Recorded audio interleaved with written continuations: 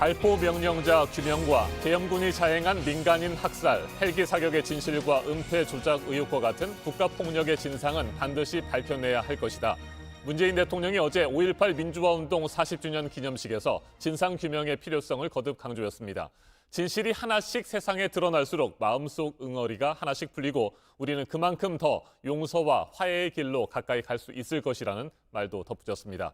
사망자와 부상자, 실종자 등을 포함해 7,200여 명이 희생됐고 40년이 지난 지금까지도 광주 시민들에게 씻을 수 없는 상처로 남은 5.18의 진실이 이번에는 밝혀질 수 있을지 주목됩니다. 네, 올해는 광주에 일제히 모인 여야가 정쟁 없이 우리가 기억해야 할 역사라는 한 목소리를 내기도 했습니다. 40년이 지나도 밝혀지지 않고 있는 진실을 밝히기 위해서 5.18 진상규명조사위원회가 지난주부터 본격적인 조사를 하고 있는데요. 발포 명령을 내린 최종 책임자와 또 행방불명된 시민들을 포함해서 40년 전 광주를 다시 들여다보고 있습니다. 심수미 기자입니다. 1980년 5월 전남도청에서 광주 시민들은 마지막 항쟁을 했습니다. 이곳에서 정부가 공식 기념식을 열기까지 40년이 걸렸습니다. 지역 같은 현장에서도 광주 시민들은 질서를 유지하고 부상자들을 위한 헌혈에 참여하였으며 모두 한마음으로 서로를 도왔습니다.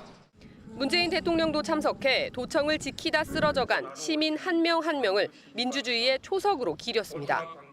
계엄군의 총칼에 이곳 전남도청에서 쓰러져간 시민들은 남은 이들이 더 나은 세상을 열어갈 것이라 믿었습니다.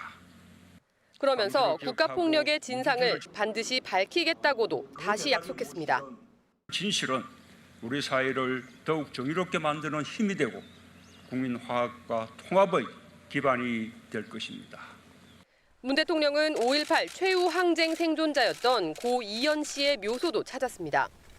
이 씨는 1980년 당시 계엄군에 당한 폭력으로 후유증에 시달리다 지난해 숨졌습니다. 피해자들은 지난 세월의 아픔을 털어놓으며 지원을 호소했습니다.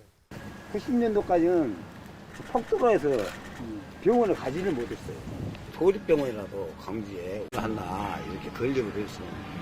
이 씨가 안치된 제2묘역은 기존 민주묘지가 가득 차면서 2011년 새로 생긴 곳입니다. 문 대통령은 이 자리에서 40년째 가족의 품으로 돌아오지 못한 행방불명자를 찾는 데도 정부가 노력하겠다고 밝혔습니다. JTBC 심수희입니다.